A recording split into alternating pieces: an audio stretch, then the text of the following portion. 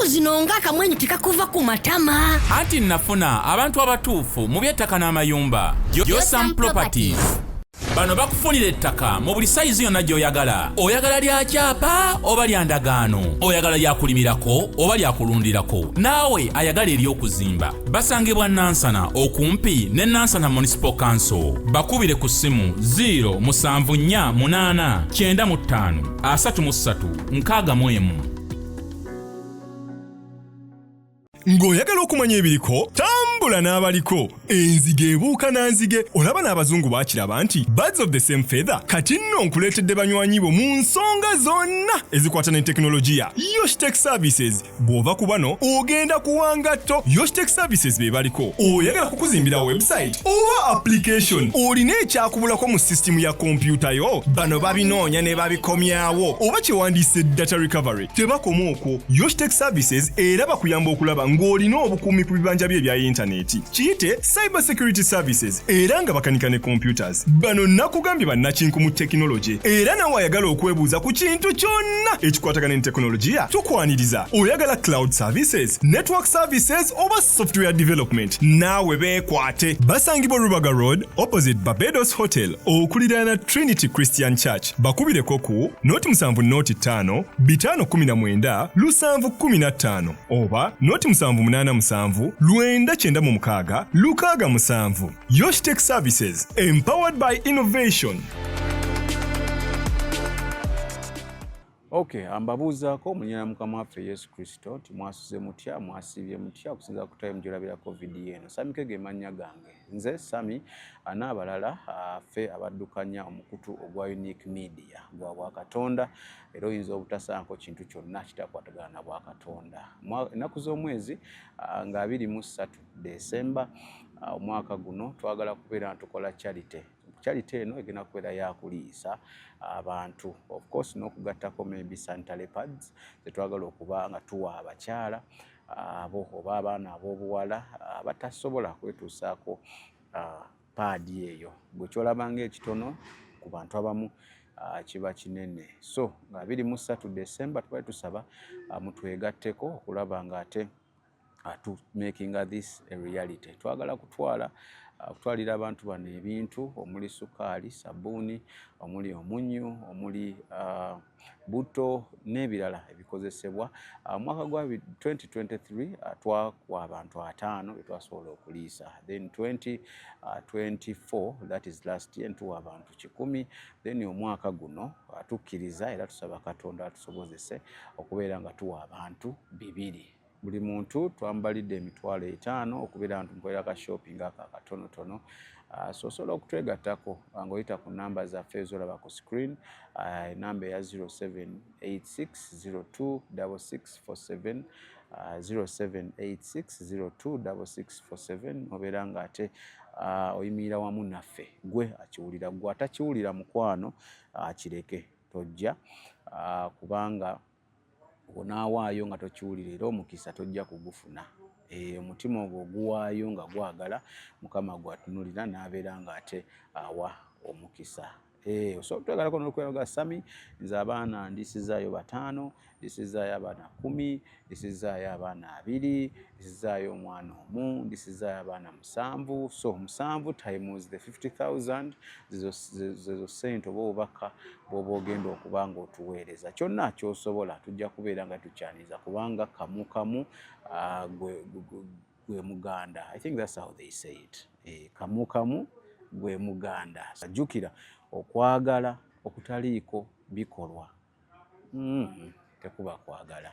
Aye n'ekirala tosobola claiminga kwagala nnyo Katonda oyo nga neighbor tomwagala. Neighbor wo yaliwa? Neighbor wo yoyo omuntu atalina kyakulya, yoyo omuntu atalina kyakwambala, yoyo omuntu atalina wadde n'akantu.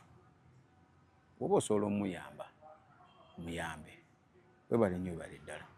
Mugamba mutya abooluganda mwenna gye mwekuumira okubeera nga ate mutaddeko Unique Media. Mbeebaza kubanga Unique Media eyogera ku bintu bya Bwakatonda. Ate nze kankubuulire, njagala nnyo omuntu ayagala okuliiza ebintu bya Katonda.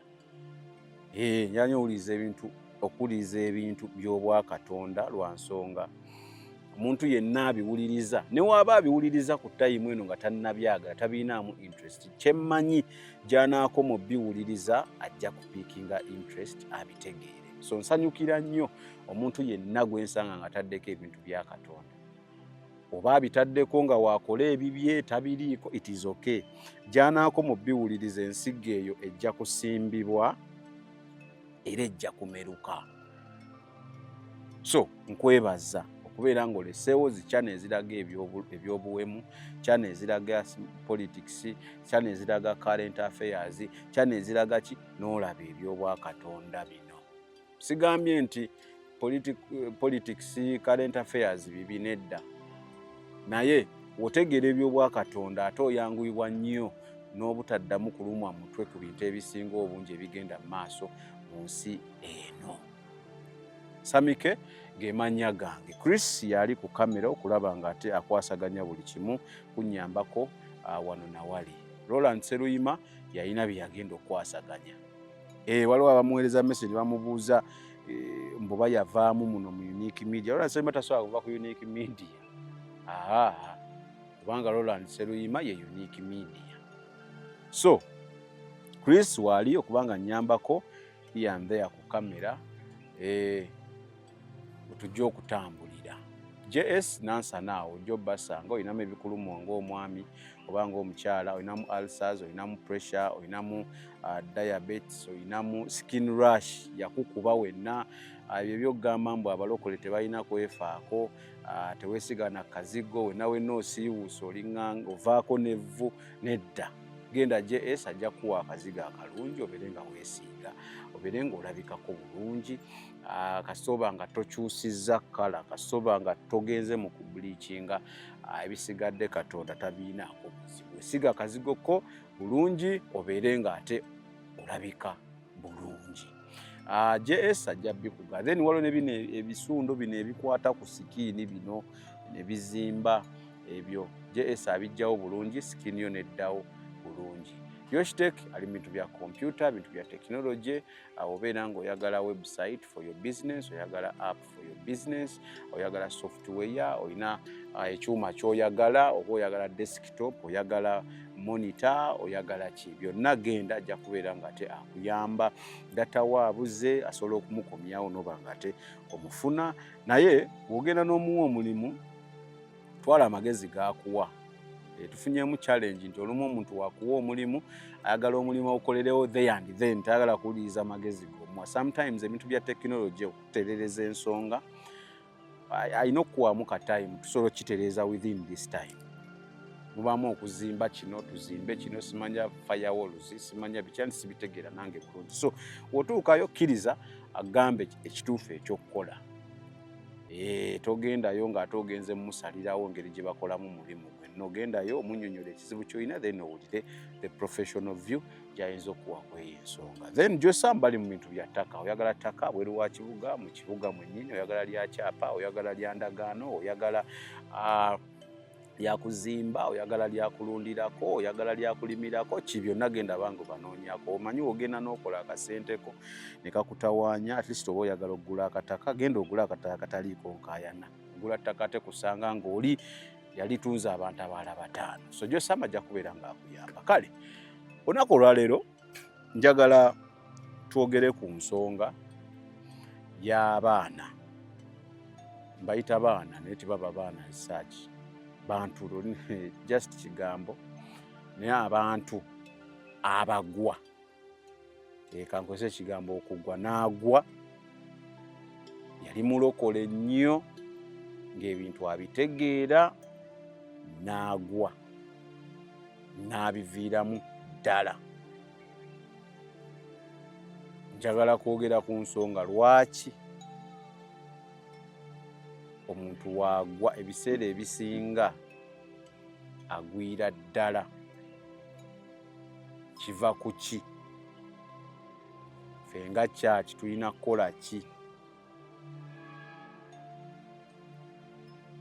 Now ntandise wenti. Sitaani talumba muntu munafu, ekyo tebakikulimba. Sitaani talumba muntu gw'atya. Era sitaani omuntu ali mu disguise of bulokole naye nga yamulaba si mulokole tamuyinaako buzibu, wabula sitaani alumba nnyo omuntu ali ku kituufu. So kitegeeza Patrick oyo eyali omulokole era ng'akola ebintu bituufu nga naffe tubiraba bituufu n'atuuka n'agwa, sitaani yamuteekako amaanyi mangi. Kitegeeza Paatu oyo yali mutuufu. Oba ntegeerekeka? Sitaani talina lutalo na muntu atalina kyamukanga, kubanga aba akimanyi olumu obyogera wano n'okyamusa abantu ng'ate ng'oli mu kampu ye. Kitwale nga kampa ekizampo y'ebyobufuzi. Munansonyiwa nja kukozesa ku kibiina ekiri mu buyinza ekyenaalemu ti Pulezidenti Museveni toyinza mukanga yadde ne wojja ng'oyogera ebigambo mutwalo abantu ne bakuba engalo nga naye Pulezidenti Museveni akimanyi okolera ye, takuyinaako buzibu. Talina nsonga lwaki akumalirako obudde, kubanga akimanyi toyina thireeti yonna gy'oyinza mutuusaako, toyina kikyamu kyonna ky'oyinza mutuusaako. Why? Oli ku sayidi ye. So nene ewa Katonda, sitaani talina buzibu na muntu yenna akola bintu bye. Jjukira mu puroguramu yasembayo nakugamba nti okuwangula sitaani biba bikolwa, bipulenga paati ennene.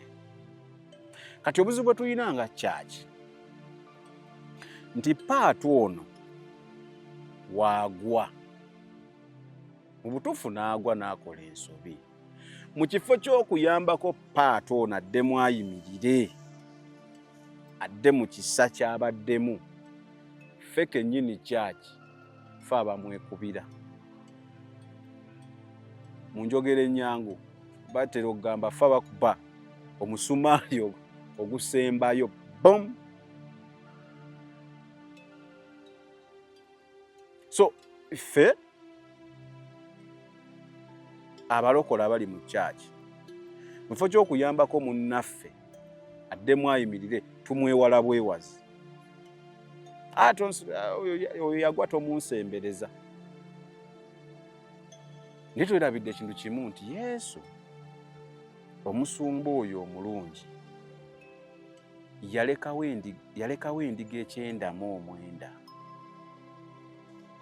9:9 n'agenda n'anoonya en'emu eyali ebuze.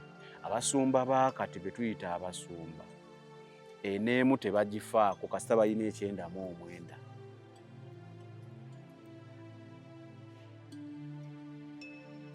Nga tuli wamu. Kati awe wabeera challenge nti eno endiga emu weegenda, lwaki tukola ekigambo nga wekigamba, tusooke tunoonye en'emu tugikomyewo wano tuweza 100 nga wezibadde, kubanga twagala tetwagala tugyetaaga, ebadde erina kyegattako.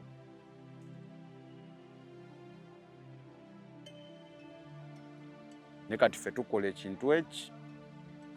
ekintu kimu, tujajinga bujajinzi, twongera mumalamu maanyi, twongera nakumulaga nti oyo takyadda.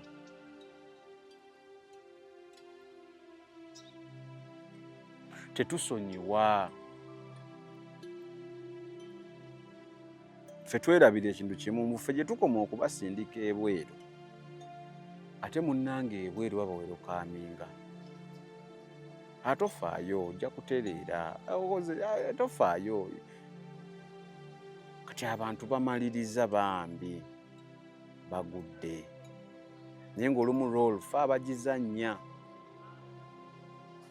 Ne neebuuza zi counseling mu kyaki zikola ki? bantero zuulira nga baziranga. Tulinayo counseling lunaku olwokubiri Simaabi Kyomusumba ayogerako naffe bakolayo ki obeera ntosobola counselinga bintu bino because olwo abaana abagwa mu nsobi ng'ensobi zino ebyaddala omutereezaamu butereeza n'addamu n'atambula. Abaana bano beetaaga eshoda tulino birina kuba mu kyaki because w'omugoba mu kyaki gy'omusindika tomanyi gy'alaga, gy'omusindika wakambwe.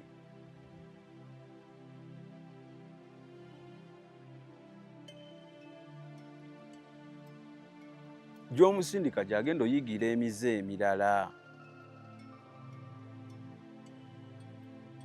Tula abaana we bagwa bagwira ddala. Sigamba nti okugwa kwabwe nsobi yaffe nga kkanisa nedda, buli omu alina okwetikka omugugu gwe.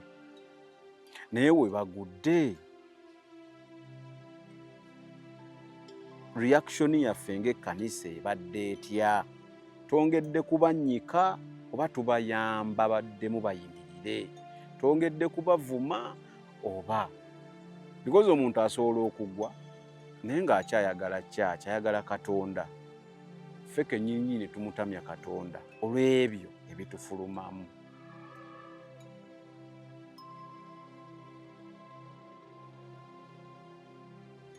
Tutereezeemu.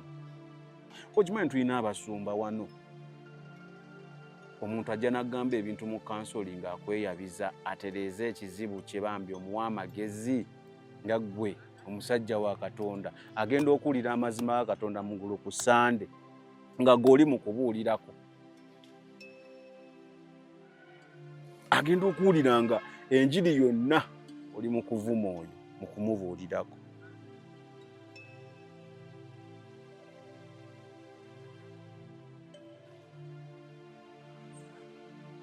So nze nno ndowooza abakulembeze mu kkanisa mulina okuba n'ekirabo. Olina okuba ng'osobola okwesigika.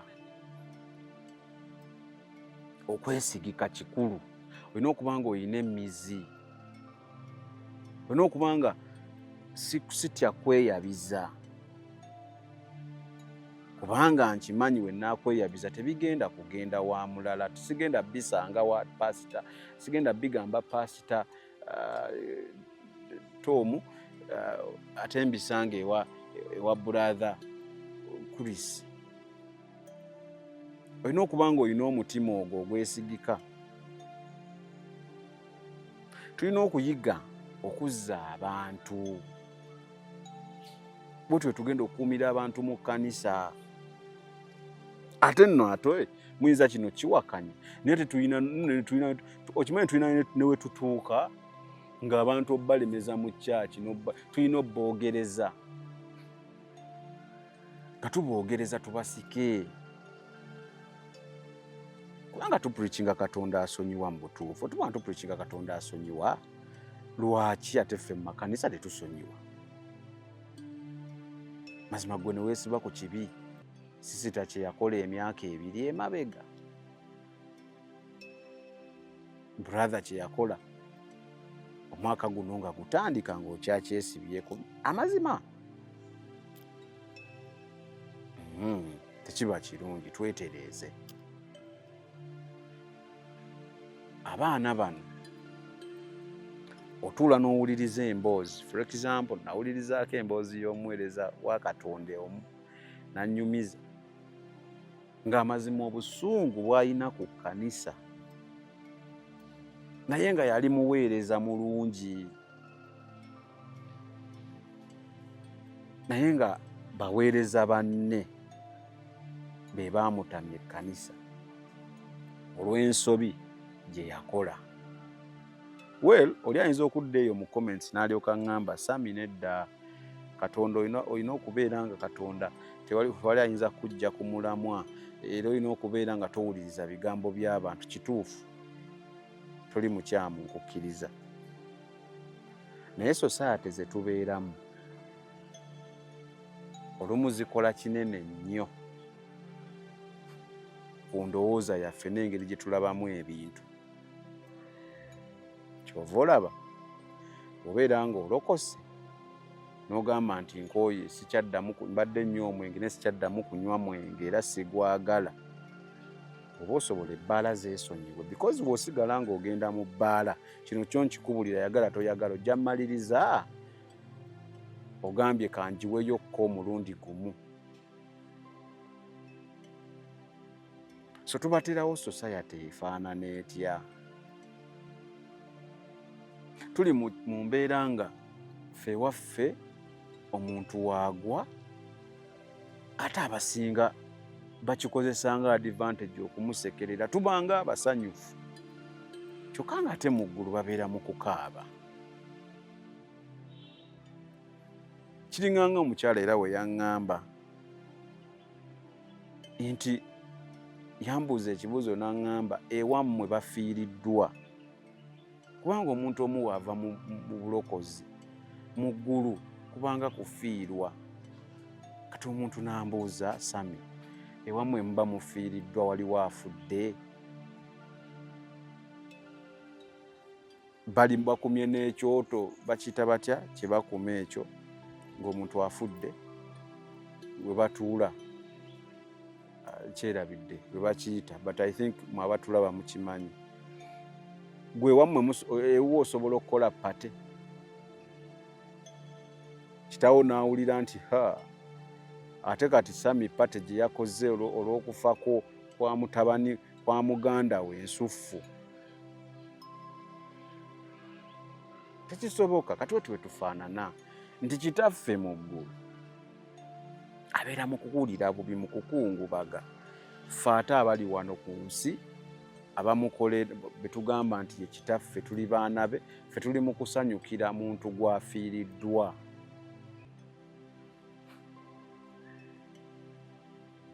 Tutereezeemu bannange kankubuulire tuli mu bintu bya mwoyo era tukolera mwoyo ninjala tujjukire tuli ku nsi buli we tuwa sitaani omwaganya atukozesa wetutaterawo environment ya muntu ono nti osobezza naye mu bulokole wetuba nga obadde muweereza n'osobya emitendera gye tuyitamu gye gino wenenyeze ekyaki mu lujjudde wenenyeze Katonda then tukole ne weetuti ne tudda mu kumuvuma obuvumi okumulaga nti kyakoze tekikolwangako okumujerega okumusekerera buli wayingira kyaki buli omu n'amutunuulira awo sitaani wakubiraka akaama tolaba nti tebakwagala omuntu agwira ddala. So tukoze kinene nnyo okugoba abantu mu kkanisa.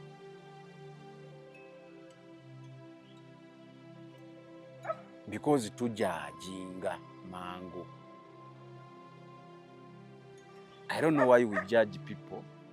Naye njala tukkirize nti okujajinga tekubangako kwaffe. Okujajinga si kwaffe. Kujajinga kwa Katonda eyatutonda bannange.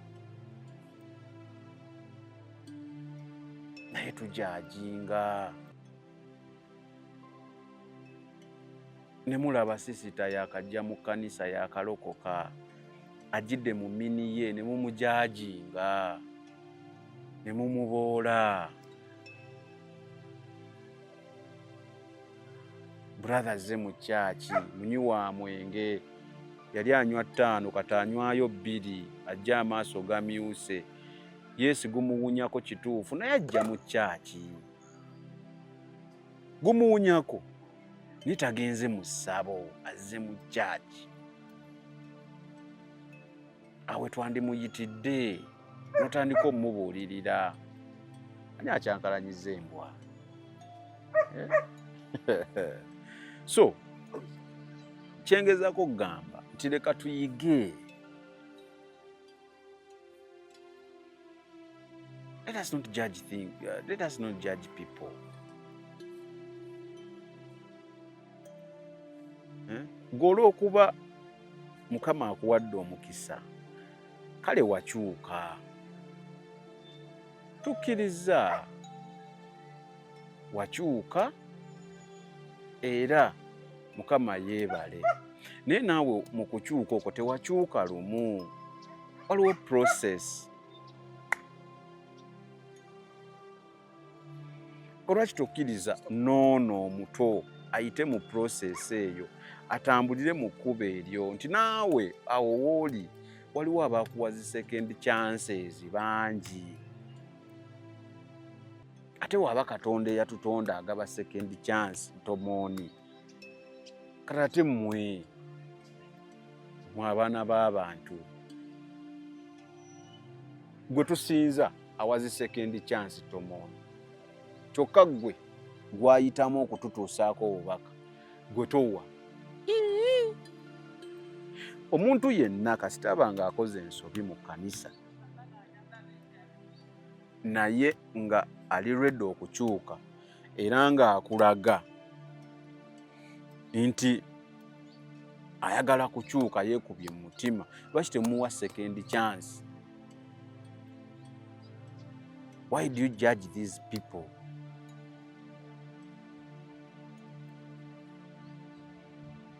Gwe lwaki toyagala banno bawe second chances ng'ate gwe baakuwa nnyingi nnyo mu kukulako mu by'omwoyo w'otuusaawo? Omanye emirundi gwe gye wasobyanga, naye omuntu asobya ne munyiiga nnyo ne mumugoba ne mu kkanisa.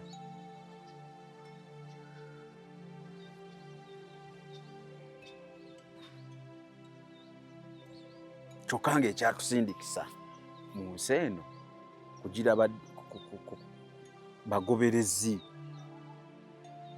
kufuna ba disciples for the Lord. Kyokka mwe ba disciples mubagoba mu makanisa, mubatamya amakanisa. It is not good.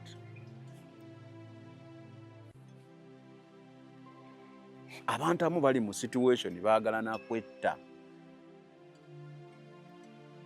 olumu nga kiva ku ngeri gye bayisibwamu abantu abeeyita nti bantu ba Katonda olw'eyo ensobi emu bbiri ze baakola. Si kirungi.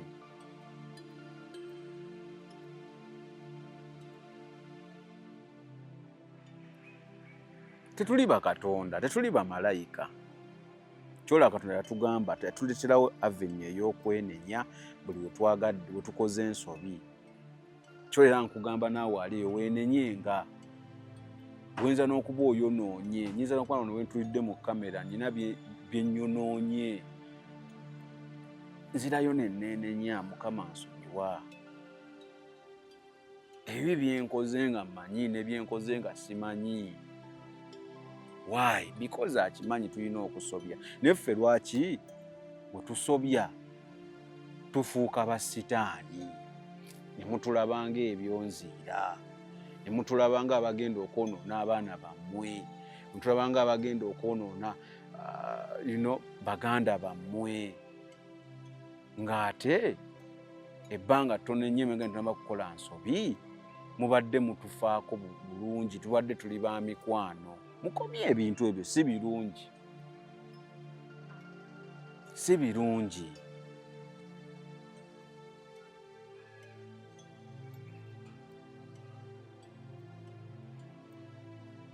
So okusonyiwa tukweyigirize ng'ekkanisa n'abakulembeze abaddukanya ekkanisa. Leka tuleme kukusomesaako busomesa ng'ate ffe tetukukola. Let us live by example. Let us walk the talk. Let us walk the talk. Mukama Katonda gwe tusaba, Yesu gwe tusinza, yali n'omuwooza. Yamugamba akka ku muti, vaayo. Yagenda mu nnyumba ye, yalya naye.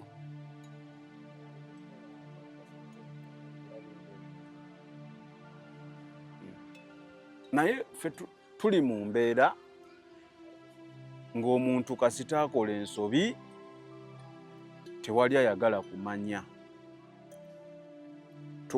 Kooti etuulawo ne tugusalirawo ne tukusindikirawo eruzira. Kooti etuula ne tugusala ne tukutwalirawo. I think ebyo tubitereezeemu kubanga si birungi ge mazima. Si birungi eri abalokole abaliwedde mu bulokole, eri n'abo bennyini abeegomba okujja tubakanga. Oba tukiraga olaba ono owaabwe bamuyisizza we bati kati ate olonze. So ne yandirokose n'atya. N'atiira ddala.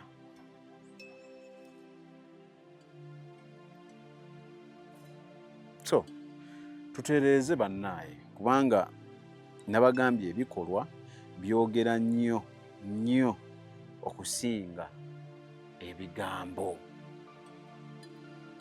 Leka tubeere nga bye twogera bye tukola. N'atanalokoka ng'alaba agamba ye abasajja balina omukwano abo. Balina omukwano gwa Katonda.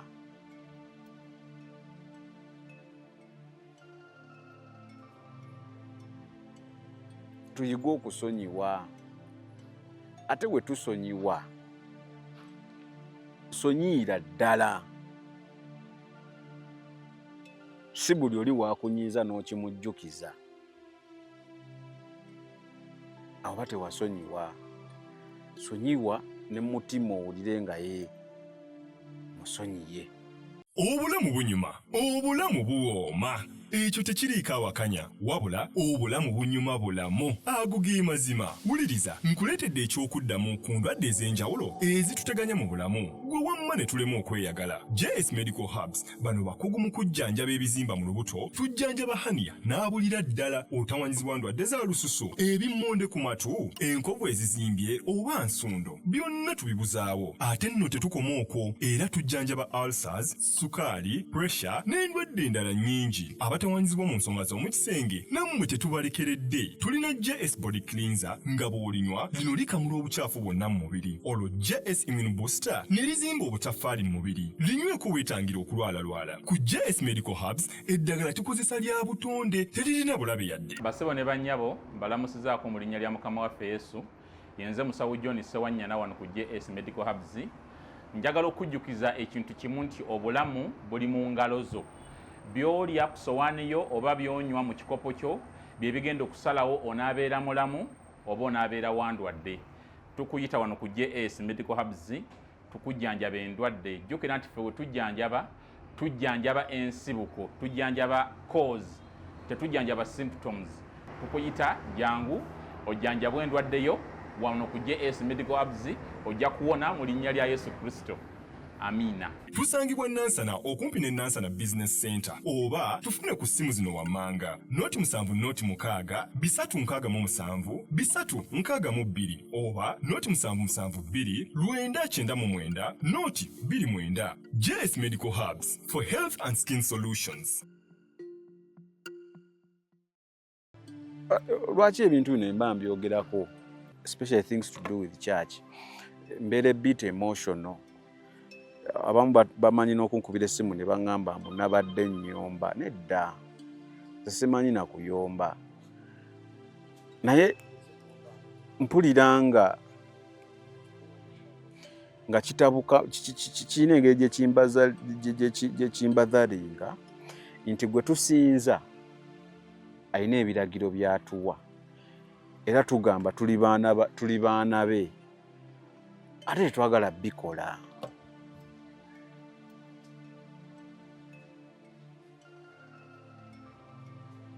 Ono atugamba tusonyiwe ate tusonyiire ddala. Ffe abeefuula tuli baana be twagala kusonyiwa. Tujajinga. Leka tuwe chance abantu okutransforminga. Leka tuwe chance omuntu aba akoze ensobi tumuddiremu kuba kye tulina okukola kuba naye muntu. Leka tuwe chance abantu okubeera nga tebafuna tebatya church. Leka tutekewo embeera nga abantu mu church tebafugibwanga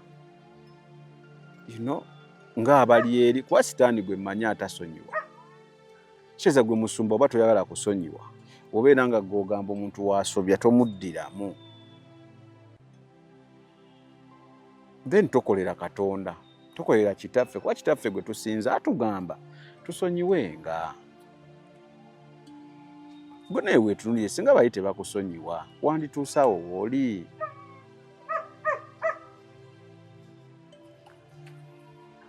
Singa bali tebakusonyiwa wandituusawo w'oli. Omanyi chances ze baakuwa okutuukawo w'oli. Ng'enjogera kati weegamba omanyi abaakuyirawo omubiri.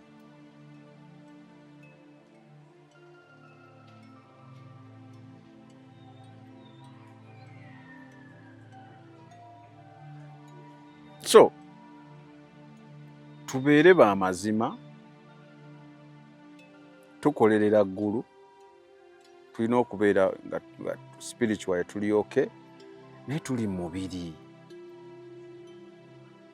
Olumu twebuuze n'okwebuuza nti ekisudde sisitoono ne kimuletera okukola ensobi.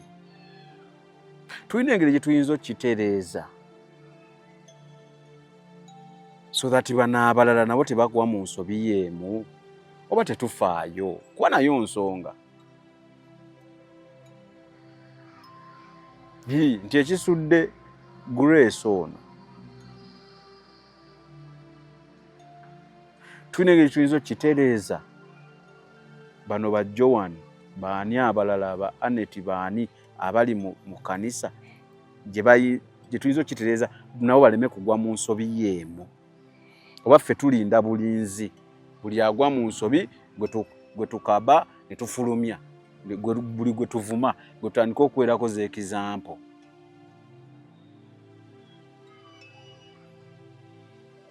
Kuba ekkanisa erina okubeera nga eri welcoming, ekkanisa erina okubeera nga amaka nti omwana wo waasobya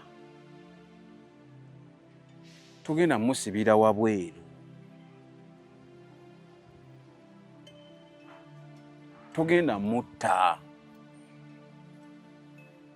ojja munenyanga owumbawumba. Neffe kye tuliko mu kkanisa spiritual tutta omwana tumutta bussi n'obutono bw'abadde amanyi ne bufiira ddala ekyaki n'emutama ebyakatonda ne bimutama n'abikoowa olw'abantu babadde ayita brother ne sister. Nze nina mukwano gwange alina gwe yali akola naye nga bali bati nga beekyekingako buli kaseera batambuza mirimu gya Katonda bati. Naye nga wano we tuli ku tayimu eno gwe baali bakola naye ayogera ebintu nga mutwalo, ayina ebintu by'ayogera biringa mutwalo.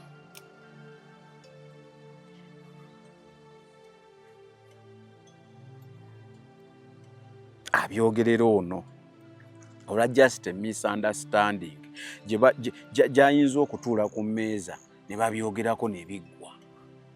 Tuba tuli mu mbeera eyo nga tefena tugenda tusinza Katonda y'omu. Lwaki tubikola? Gwe oyina ekibiina kyo, naawe oyina ekibiina kyo ky'osaba, naye mwenna musabisa ekintu kimu, kugenda mu ggulu, musomesa bulokozi. Lwaki bwe mufuna obutakkaanya, lwaki tojja ne mwogera?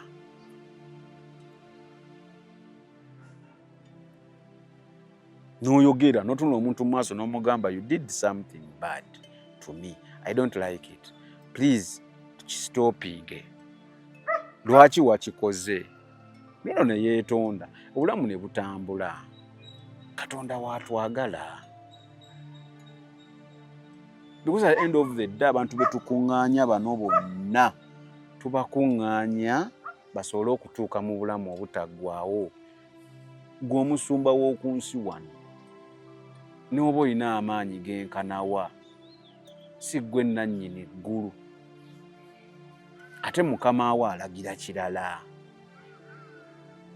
So toyina monopoly ku bantu. Ffenna tukuŋŋaanya bakugenda mu ggulu. Lwaki tubafulumya kkanisa?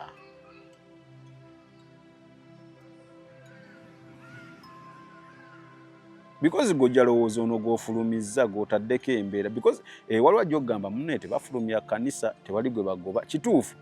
Era tebagoba direct nti fuluma. Naye bateekawo embeera bambi.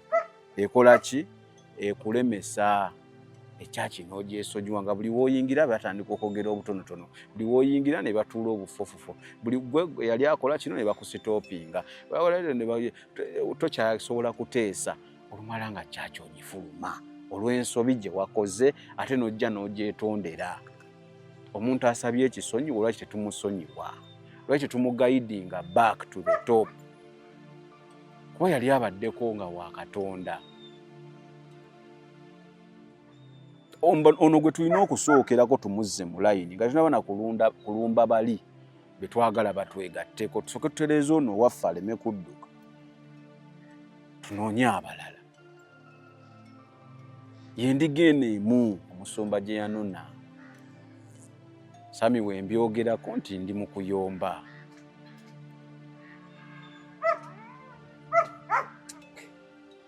So I think tukyuseemu tutereeze obulamu benga bujja kutambula bulungi tunaaba tubitereezezza. Kale njala bajjukiza Charity Yejeri then njasembayo n'obagamba nti ebintu byenjogera ku channel wano si bye byenkomeredde. Era mpanye ekitiibwa abantu abajja mu inbox oba ne bagenda ku channel ne babako bye bakomentinga ne babako bye batereeza respectfully.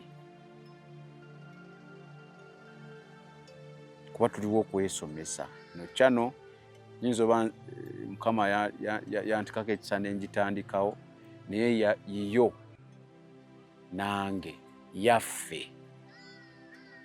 So tutereezeemu. Bagamba nannyini mufu yakwata ewawunya. Leka tukwate ewawunya. Leka twekwatirewo, tewali agenda tukwatirawo. Nga tuli mu kuvunaana bali ebibi byakola, ebikyamu bye bakola, leka naffe twekubemu ttooki. Nnyinza obuuza ekibuuzo musumba gwe akulira ekibiina ekyo. We bakunenyaako owulira oba gw'ogamba tonenyezebwa gwe boss. But anyway, that will be a discussion for another day. Kale Mukama bampere omukisa.